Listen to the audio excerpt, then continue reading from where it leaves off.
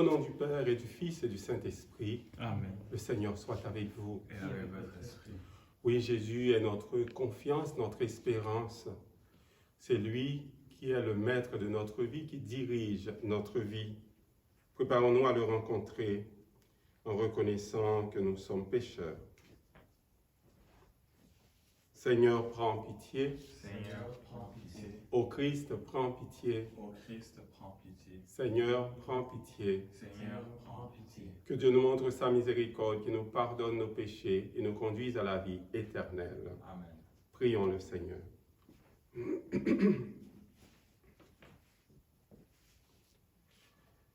Dieu qui a donné à ton peuple de participer au mystère pascal, accorde-nous de savoir toujours te rendre grâce pour la résurrection de notre Seigneur Jésus-Christ, lui qui règne avec toi et l'Esprit Saint maintenant et pour les siècles des siècles. Amen.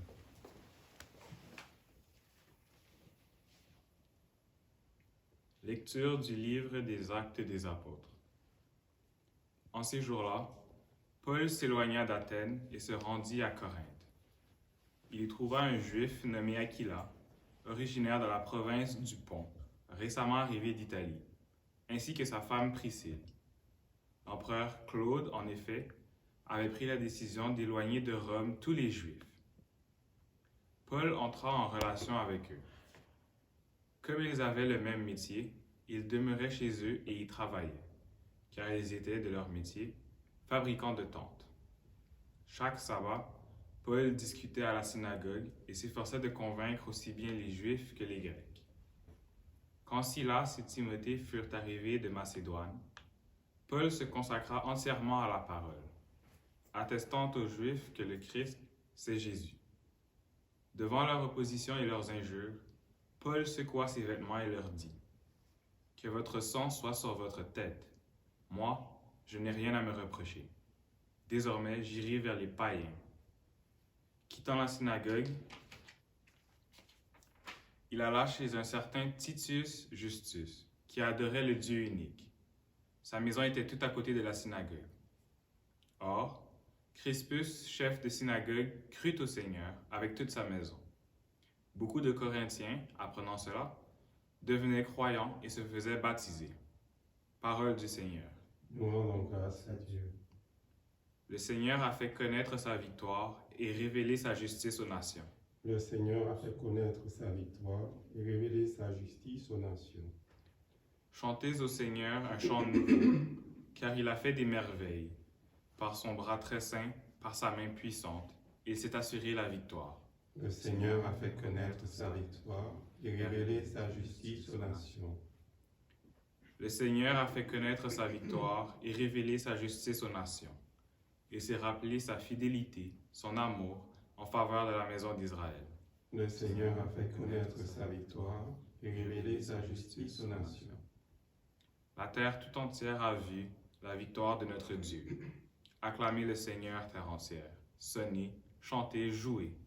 Le Seigneur a fait connaître sa victoire et révélé sa justice aux nations. Alléluia, Alléluia, Alléluia. Je ne vous laisserai pas orphelin, dit le Seigneur. Je reviens vers vous, et votre cœur se réjouira. Alléluia, Alléluia, Alléluia.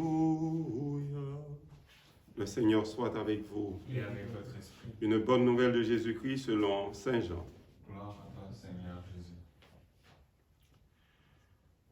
En ce temps-là, Jésus disait à ses disciples : « Encore un peu de temps, et vous ne me verrez plus.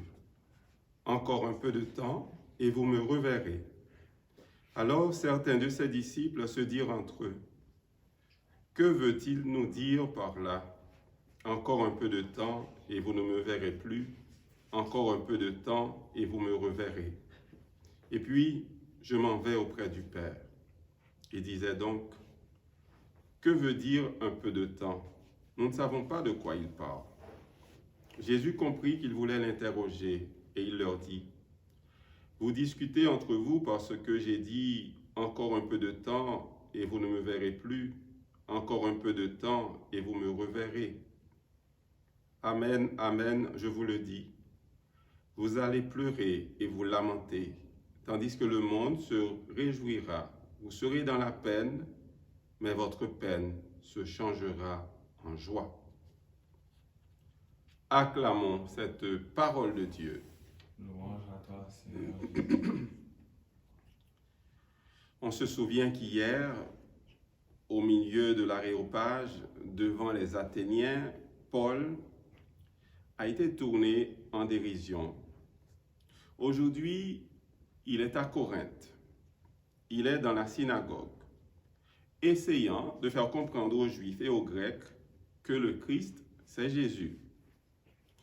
Mais les Juifs lui montrent tout bonnement leur opposition. Ils se mettent à l'injurier. C'est intéressant de voir une fois de plus l'attitude de Paul. Il sait quand battre en retraite. Il fait confiance à Dieu. Il fait marche arrière dans le respect de la différence de ces personnes.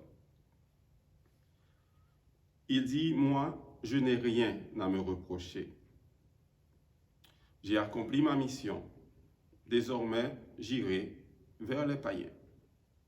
Au-delà du refus, au-delà de l'opposition, au-delà des injures, Dieu est capable de mener à bout la mission qu'il avait confiée à Paul. C'est le Seigneur qui est capable de faire grandir ce que nous avons mis en terre. Paul a mis en terre cette parole de Dieu, mais le Seigneur fait croître. C'était bizarre de voir Paul s'en aller, mais le Seigneur a fait surgir des témoins. Crispus, qui est chef de synagogue, a accepté de croire, lui et toute sa maison. Beaucoup de Corinthiens sont devenus croyants et ils se sont fait baptiser. Vous voyez, Paul a laissé tomber. Paul a dit, j'ai tout fait, j'ai fait tout mon possible. Maintenant, le reste, je le confie au maître de la mission. Effectivement, Dieu a continué à réaliser ce qu'il avait commencé. Il a achevé ce qu'il avait commencé. Une leçon pour nous aujourd'hui, quand nous commençons quelque chose, si en cours de route, nous ne réussissons pas, il faut tout simplement laisser à Dieu le soin d'être Dieu. Laisser à Dieu le soin de réaliser ce qu'il a commencé. On ne peut pas se dire que c'est moi qui ai fait quelque chose, c'est moi qui l'ai réalisé. Dans notre mission, de tous les jours, dans notre famille, dans la communauté, si nous commençons quelque chose, eh bien, dites-nous d'abord que c'est seulement le Seigneur qui peut nous aider à arriver au bout de cette mission. Mais il faut faire confiance.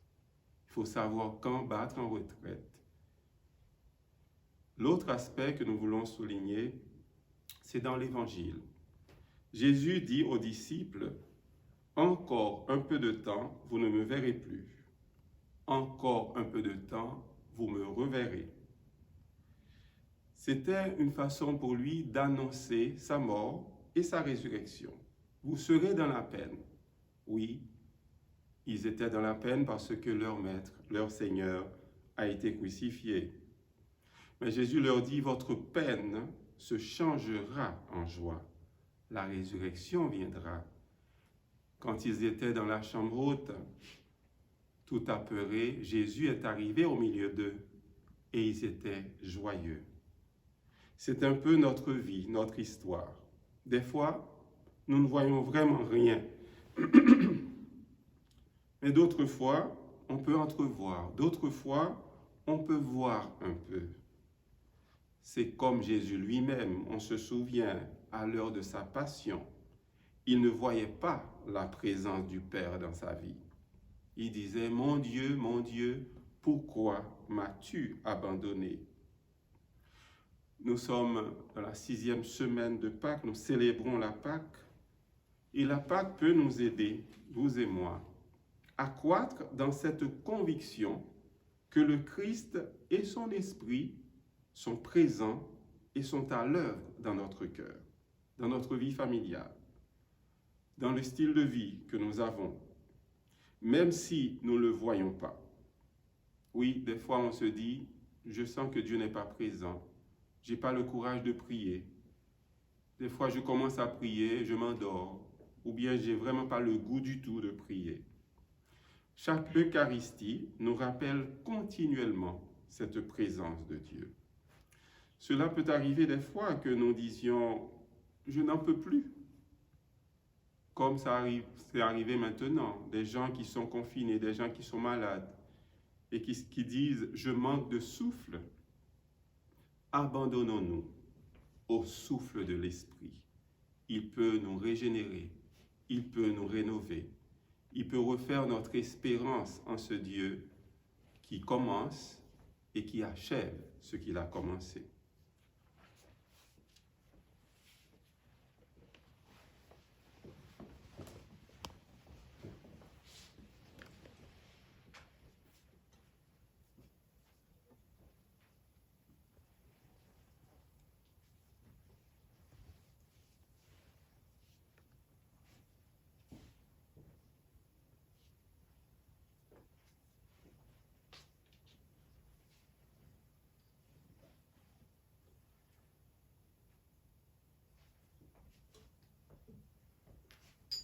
Comme cette eau se met au vin pour le sacrement de l'Alliance, puissions-nous être unis à la divinité de celui qui a pris notre humanité.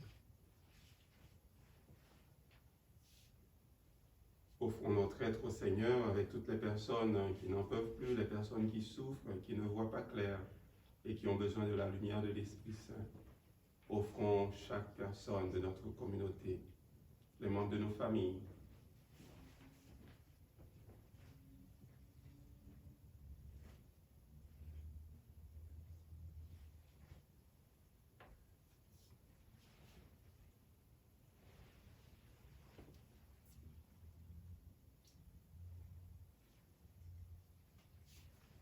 prions ensemble au moment d'offrir à Dieu le sacrifice de toute l'Église. Pour la gloire de Dieu et le salut du monde.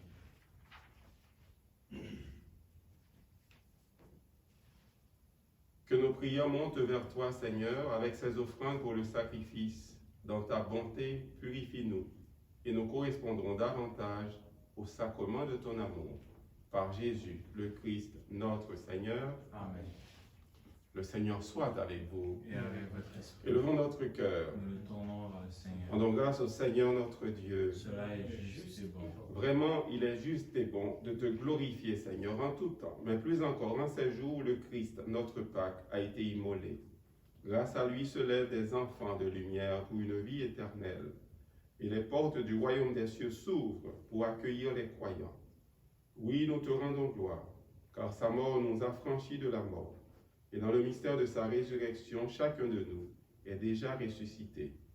C'est pourquoi le peuple des baptisés, rayonnant de la joie pascale, exulte par toute la terre, tandis que les anges dans le ciel chantent sans fin l'hymne de ta gloire. Saint, Saint, Saint, le Seigneur, Dieu de l'univers, le ciel et la terre sont remplis de ta gloire. Hosanna au plus haut des cieux. Béni soit celui qui vient au nom du Seigneur. Hosanna au plus haut des cieux. Toi qui es vraiment saint, toi qui es la source de toute sainteté, Seigneur, nous te prions. Sanctifie ces offrandes en répandant sur elles ton esprit, qu'elles deviennent pour nous le corps et le sang de Jésus, le Christ, notre Seigneur. Au moment d'être livré, d'entrer librement dans sa passion, il prit le pain, il rendit grâce, il le rompit, il le donna à ses disciples en disant « Prenez et mangez-en tous, ceci est mon corps livré pour vous. »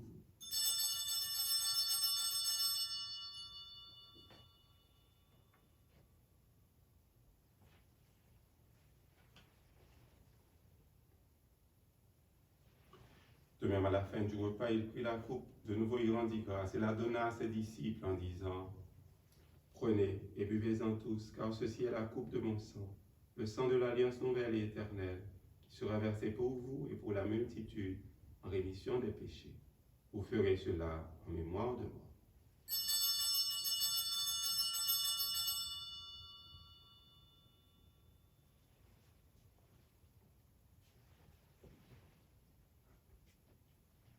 Il est grand le mystère de la foi. Nous proclamons ta mort, Seigneur Jésus.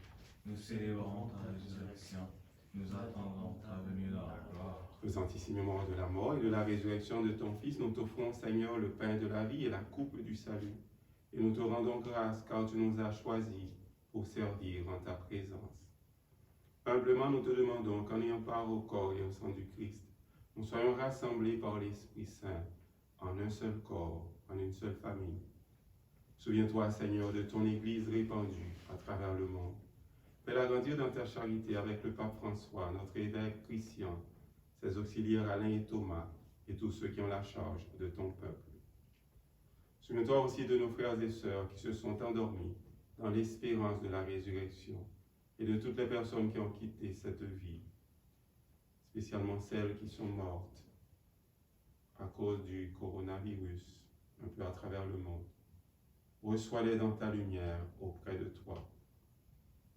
Sur nous tous enfin, sur toutes les personnes des fois qui ne voient pas clair, les personnes qui sont découragées, nous implorons ta bonté, ta tendresse. Permets qu'avec la Vierge Marie, la bienheureuse Mère de Dieu, avec Saint Joseph, son époux, avec les apôtres, Sainte Béatrice, Saint Viateur, les saints de tous les temps qui ont vécu dans ton amitié, nous ayons part à la vie éternelle et que nous chantions ta louange par Jésus-Christ, ton Fils bien-aimé. Par lui, avec lui et en lui, à toi Dieu le Père Tout-Puissant, dans l'unité du Saint-Esprit, tout honneur et toute gloire, pour les siècles des siècles. Amen.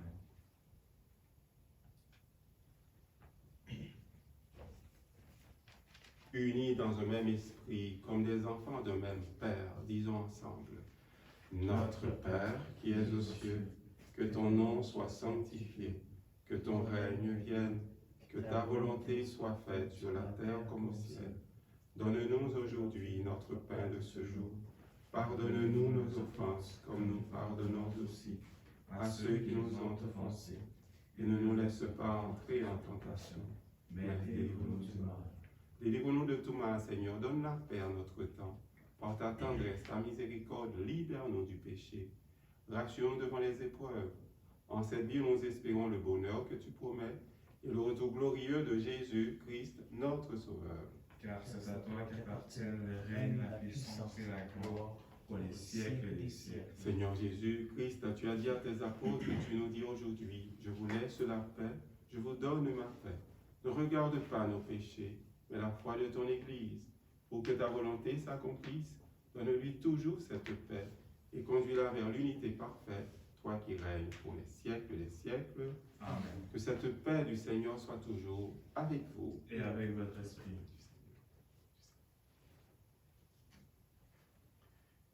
Agneau de Dieu, qui enlève le péché du monde, prends en pitié de nous.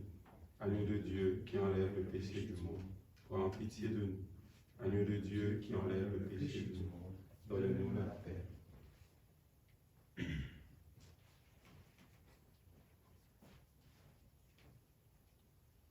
Heureux les invités au repas du Seigneur, voici Jésus. Il est présent au milieu de nous, avec son Esprit Saint. Il est l'agneau de Dieu qui enlève le péché du monde.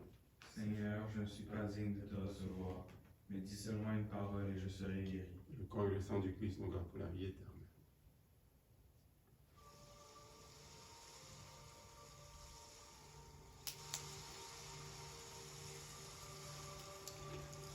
Comme la Samaritaine pour Jésus, tu nous invites à puiser. Mais nous savons tous, Seigneur, que c'est toi, la vraie source qui étanche notre soif.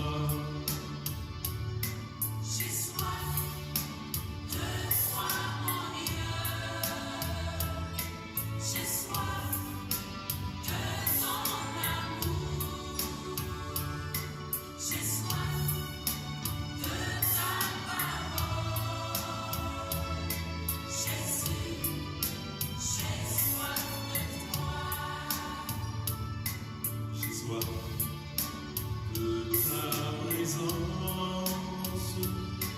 Lorsque je me sens délaissé,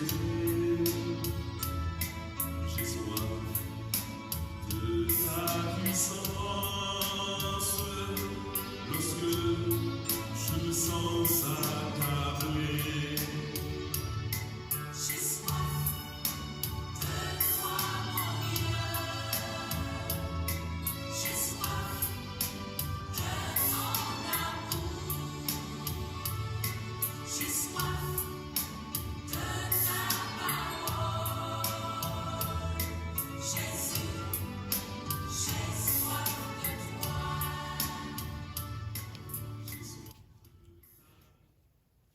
Oui, seulement Jésus peut étancher notre soif.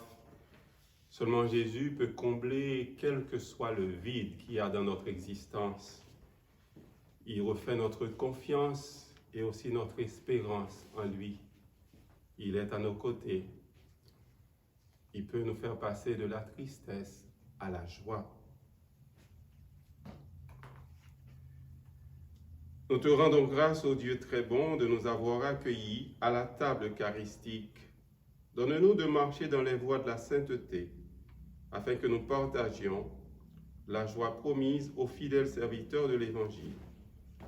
Lui qui règne avec toi et l'Esprit Saint maintenant et pour les siècles des siècles. Amen. Le Seigneur soit avec vous. Et avec votre esprit. Que le Dieu de bonté et de tendresse nous bénisse, le Père, le Fils et le Saint-Esprit. Amen. Allez dans la paix et dans la joie du Christ. Rends grâce à Jésus.